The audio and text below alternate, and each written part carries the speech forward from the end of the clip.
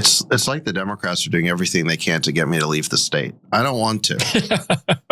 I really am resisting. I mean, they've raised my income tax to, what is it, like 13.3%? 13.3, yeah. And I know it's going to 16. They've been boiling the frog. I still haven't jumped out of the pot.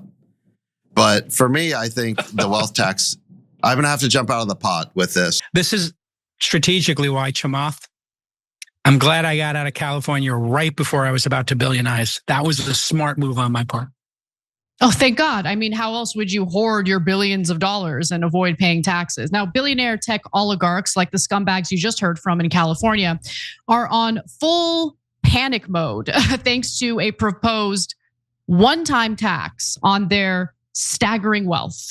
And they're so upset about it that they have launched an offensive against the one congressman in California, and that's Congressman Khanna, who is supportive of the one-time tax on these billionaires. So, Cenk, your 2 cents? Before I billionize is one of the most obnoxious phrases I've ever heard. So what you're gonna see here is a bunch of super rich men crying about potentially losing 5% of their wealth to help people that are beneath them. I mean, they haven't even billionized. This monster wrote Khanna. He wants the Palestinians to be a state, and now he's taxing people to help the average American. Please, somebody stop him. So if they keep going like this, Ro Khanna will be president. Let's give you the facts. So the proposal at hand, it calls for California residents worth more than $1 billion to be taxed the equivalent of 5% of their assets. It's a one-time tax. I want to repeat that again. Now, if the measure gains enough signatures to reach the state ballot in November and wins approval, it will retroactively apply to anyone who lived in California as of January 1st, 2026. Those with $20 billion in assets who resided in the state on that date would face a one-time tax of $1 billion and have 5 years to pay it, according to the terms of the measure. Now, the Healthcare Union of California is leading the charge on this proposed ballot measure. They say that it would help them recoup about $90 billion in federal Medicaid funds that were stripped from the state by the Republicans' budget law. And it would impact roughly 200 billionaires who are currently living in the state of California. And unsurprisingly, tech oligarch donors in Silicon Valley are very opposed to the tax, which is why Gavin Newsom, who takes money from the billionaire donors, is very much adamantly, he says, against this tax. So the billionaires claim that it will stifle innovation, the same argument you hear over and over again, and drive entrepreneurs out of the state. Now, I just want to add a quick caveat here because I can't help myself and I want to be as honest as possible. I have no problem with the idea of this tax or implementing this tax. But I do have a problem with the fact that California is the highest tax state in the country, cannot account for tens of billions of dollars in taxpayer money that has been allocated for homeless programs as homelessness has skyrocketed in this state. And so the argument that we need to tax more would land a little better for me personally if our money wasn't constantly stolen by various organizations and entities and nonprofits that defraud the system and get away with it time and time again. I have to add that. But the idea of this tax makes sense, right? Especially if you're trying to use the money to help those who are reliant on Medicaid or government programs that have been cut through a federal bill. Now, Palantir co-founder Peter Thiel and Google co-founder Larry Page are now threatening to cut or reduce their ties to California in response to this proposal. For Page, whose net worth is an estimated $258 billion, poor baby, the measure could result in a one-time tax of more than $12 billion. The tax bill for Thiel, whose net worth is around $27.5 billion, could be more than $1.2 billion. So others in Silicon Valley are directing their ire squarely at Congressman Khanna for defending the proposal. Martin Casado, who's a software engineer and general partner at Andreessen Horowitz, actually donated to Roe's campaign back in 2024. But he's had a bit of a change of heart, if you will.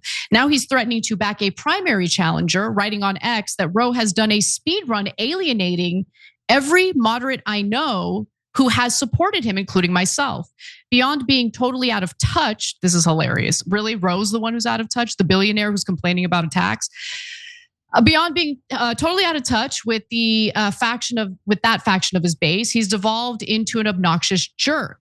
At least that makes voting him the F out all the more gratifying. Gary Tan, the CEO of a tech startup, Accelerator Y Combinator, and also a former Khanna donor, responded with time to primary him, to which Martin Casado agreed, saying, "Count me in, happy to be involved at any level." So if they decide to back a challenger, they are in for a tough battle. Since 2018, a primary challenger has never come within 30 points of unseating Khanna.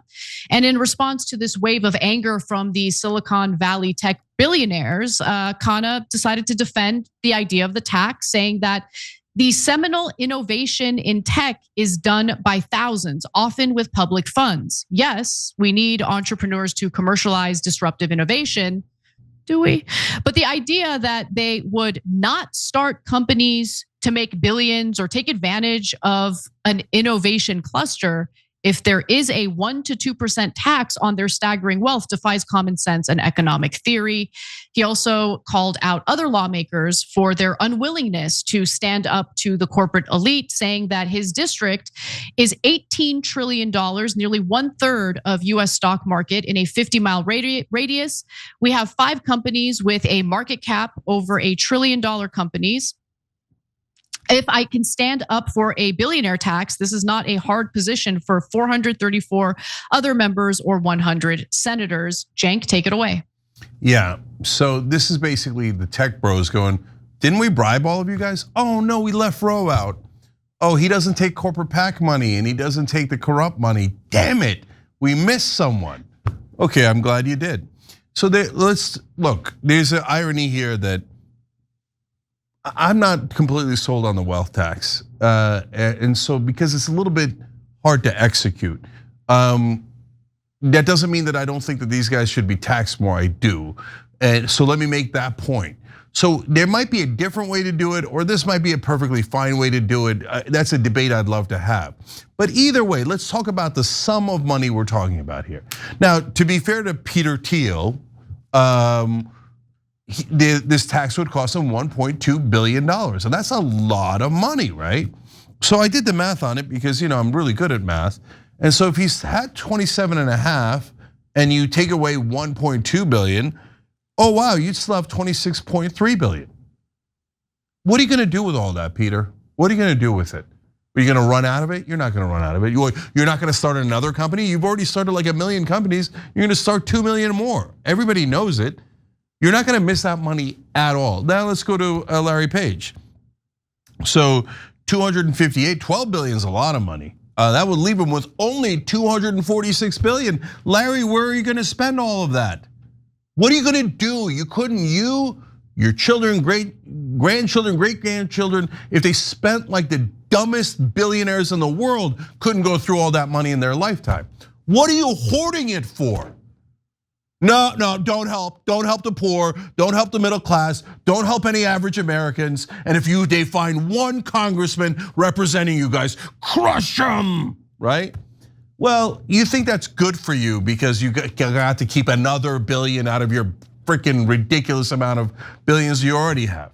But it isn't good for you. You're being schmucks. You're being super stupid. Because at some point, the population is going to get super angry and we're a couple of inches away from it. So the 12 billion that you take out of a $258 billion fortune doesn't dent you 1% of 1% of 1% because you're never gonna spend the other 246. On the other hand, the entire American population being in a rage against you could affect all of your money. But no, greed is endless. So the dwarves keep digging and digging and digging. We're gonna find the Balrog soon. Yeah, you are, brothers and sisters. You are gonna find the Balrog and you're not gonna like it. So Jason Kalinakis, I know him a tiny bit. You saw him in the video there, the guy who's just because I billionized. And they say, we're gonna move out of California. We don't need no stake in California. How did Jason get so rich? Well, he happened to be in Northern California and he rented his office space to a couple of companies that wound up going supernova, in terms of how much money they made. And he had exchanged the rent for equity. So he got, let's be honest, super lucky. Maybe you make a little bit of money from that if you're in a different state, maybe. But if you're in California, you could billionize over that. So Jason, where were you gonna make that money if you weren't in California? If you were in San Antonio or Tuscaloosa, here's how much you were gonna make. Nothing. You literally made that money because you were in California. But now they all want to run away and keep their money. Go ahead, keep it. Precious. I'm gonna get 260 billion. Okay, all right, do it, man. And then when they come with the pitchforks, don't come crying to me. Oh no, we need protection. Okay, I hate violence. I hate any of that. I don't want any of it. I don't want any. Nobody's from nonviolence as much as we are. But they're getting the pitchforks ready as we speak, you idiots. But go ahead, attack Ro Khanna. Now, the final irony. Ro Khanna's for getting money out of politics, and they hate that too. So they had a bunch of positions that Ro has. This one, money out of politics, and of course, he passed around a letter saying that we should recognize Palestine as a state. And of course, now not all the same donors, different donors, some same, some not. They were enraged over that, and they're like, what a terrible jerk. He thinks the Palestinians are humans. We thought we had all of them under control. This guy's out of control. He seems to be representing real voters. So they're attacking him in every way imaginable. But the idea where Rose says, hey, let's get money out of politics, and a couple of billionaires come out and go, oh yeah, let's all spend our money. Our money's so freaking precious when it comes to taxes. But when it comes to spending on politics, yeah, let's buy the guy who's gonna replace him. Yeah, let's put more money into politics. Yeah, that's what you guys look like. You look like dirtbags. You look like the worst people in the world. And you're openly bragging about how you wanna purchase that seat for your corrupt billionaire ass. Well, that's why we loathe you, and you should be loathed. And these guys think that they're in touch with the real world and Ro Khanna isn't? They're like, well, the real world, everyone knows you have to protect the billionaires. The billionaires are the real victims. I do declare. Yeah, you guys all sound like the biggest a-holes that anybody has ever heard from. I was mixed on a wealth tax. Now I'm thinking, yeah, why don't we do it a wealth tax and see if you want to run away from the California is the goose that laid the golden eggs. You want to run away from the golden eggs? Let me see you redo it in Alabama.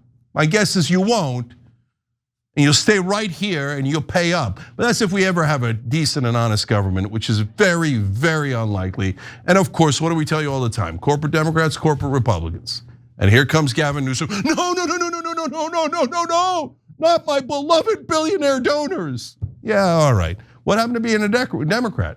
What happened to all those great policies about looking for the average guy, looking out for the average guy? You guys have only one litmus test.